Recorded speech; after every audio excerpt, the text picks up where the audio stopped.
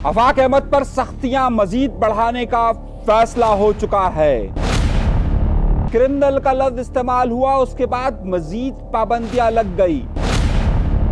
मुक्का किसने मार दिया है और मीडिया को क्या लाइन मिली है?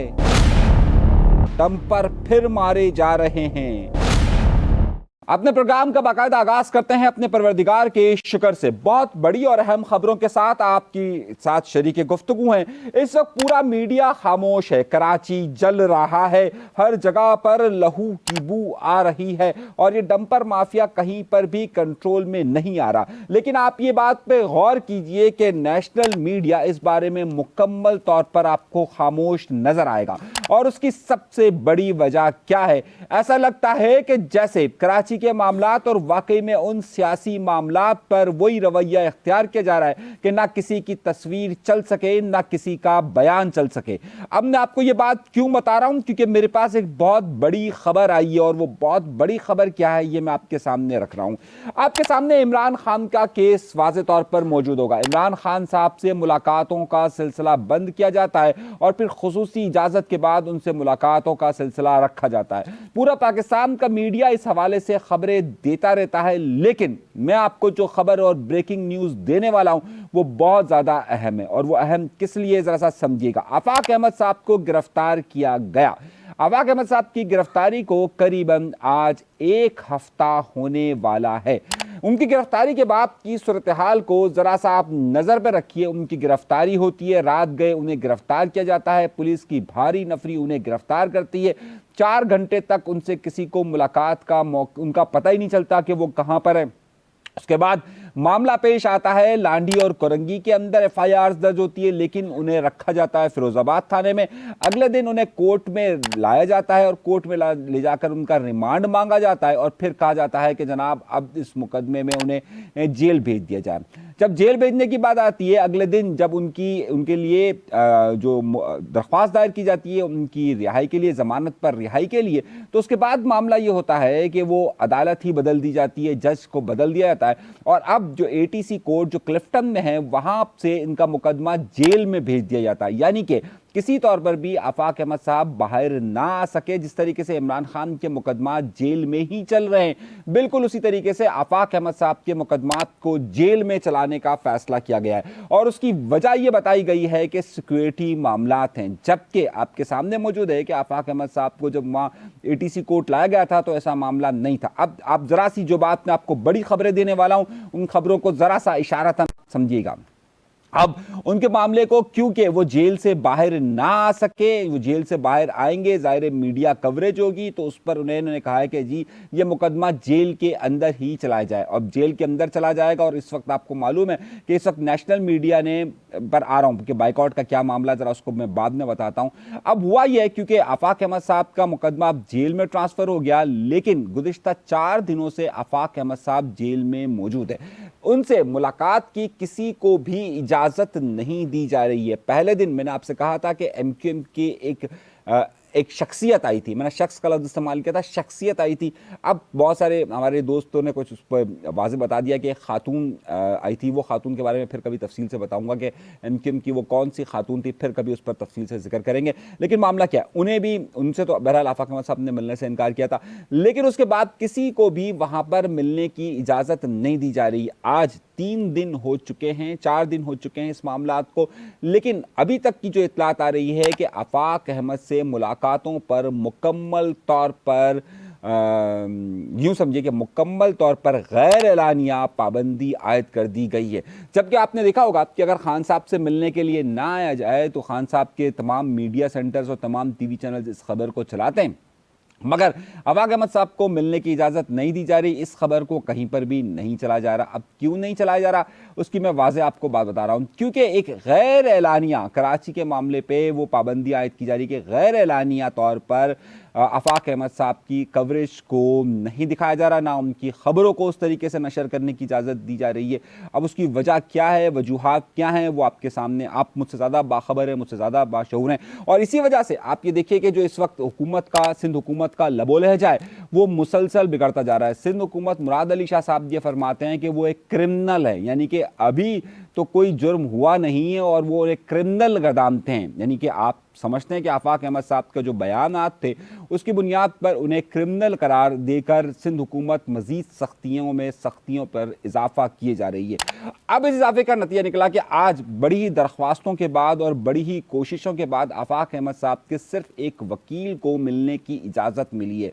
सिर्फ एक वकील को मिलने की इजाज़त मिली है। इसके अलावा आफाक अहमद साहब की जमात के रहनुमाओं को या किसी को भी मिलने नहीं दिया जा रहा है। अब मामला ये कि ये मुकदमा पीर वाले रोज़ अदालत की जो इनकी अदालत लगेगी वो जेल के अंदर इनका केस सुना जाएगा।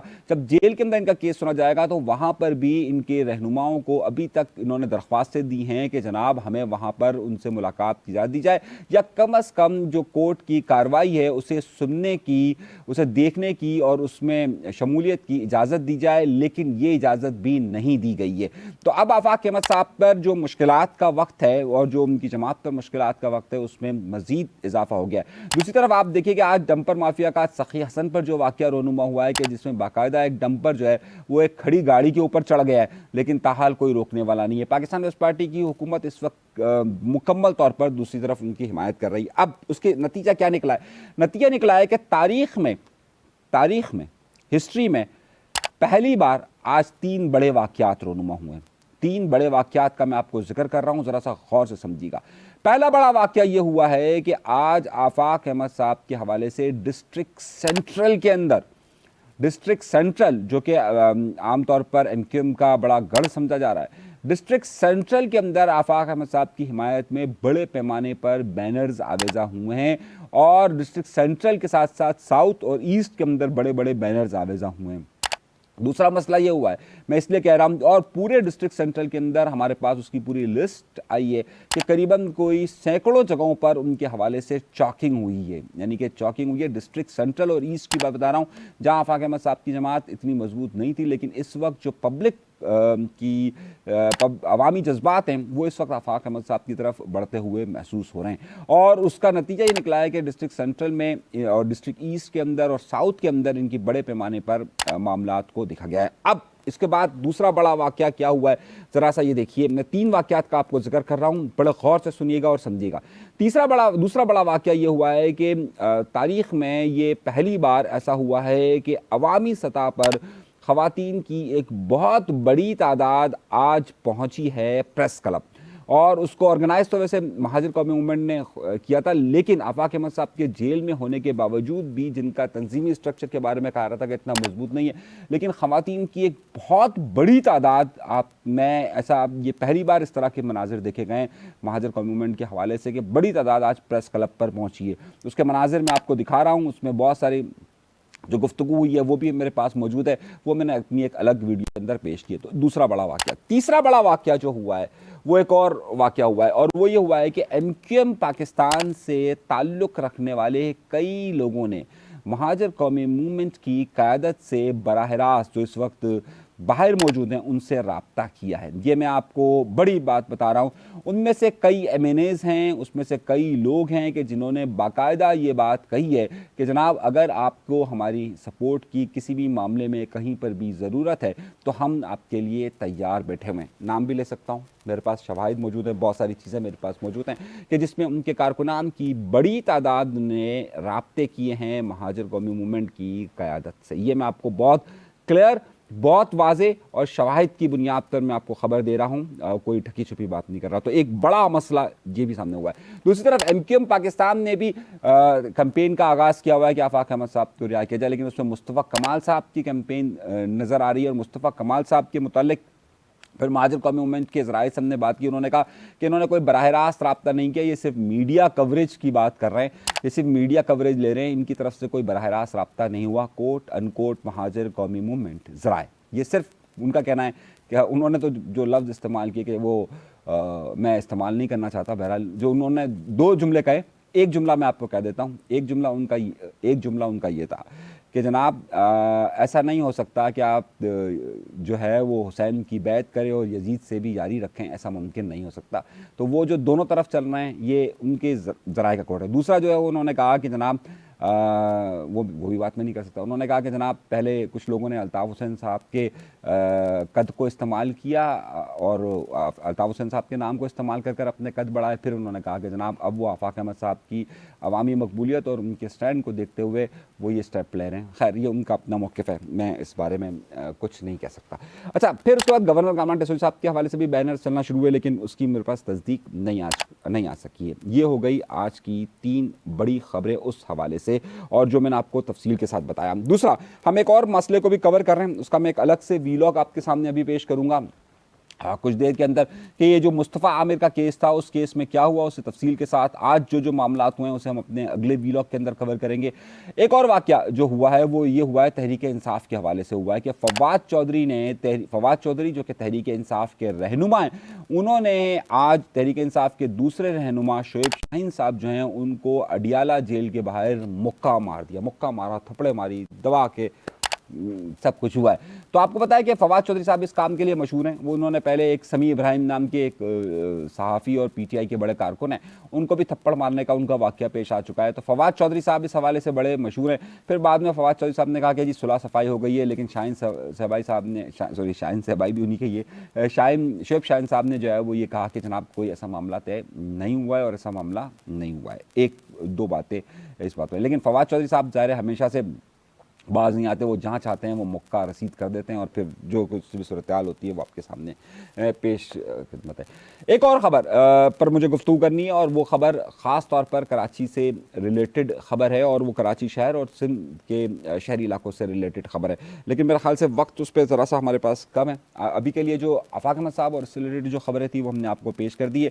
एक ख़बर पर मुझे बात करनी है, लेकिन मैं उसका मौका देख रहा हूँ कि उस पर हम तफसील के साथ आपको उस गुफ्तगू से मैं आपको बताऊँगा कि वो सारे मामला क्या हैं, लेकिन फ़िलहाल अभी के लिए इजाज़त दीजिएगा।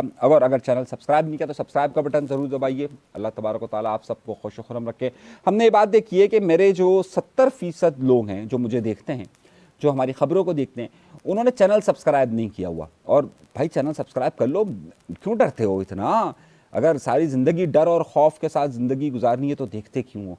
मैंने एक साहब को देखा, वो टेबल के नीचे छुपकर मेरा नाम यूं देख रहे थे, तो मुझे आवाज़ आई, तो मैंने कहा मेरी आवाज़ क्यों आ रही है? तो मैंने जब देखा तो टेबल के नीचे ना यूं छुपकर यूं टेबल के नीचे से देख रहे थे। मैंने उनके पास गया, मैंने कहा भाई सामने देख लो, डरते क्यों हो इतना? सही है, मैं जब बोलते हुए नहीं डरता और तुम देखते हुए डर रहे हो, हैरत की बात है। तो अगर देख ही रहे, सब्सक्राइब का बटन ज़रूर दबाइए। कुछ नहीं होगा भाई, अगर जो होगा वो मेरे साथ होगा, आपके साथ नहीं होगा। आप सिर्फ सब्सक्राइब का बटन ज़रूर दबाइए, डरिए मत, अपने खौफ से बाला होकर अपने हक़ के लिए आवाज़ उठाइए और सब्सक्राइब कीजिए। इजाज़त दीजिए, अल्लाह ने के बाद।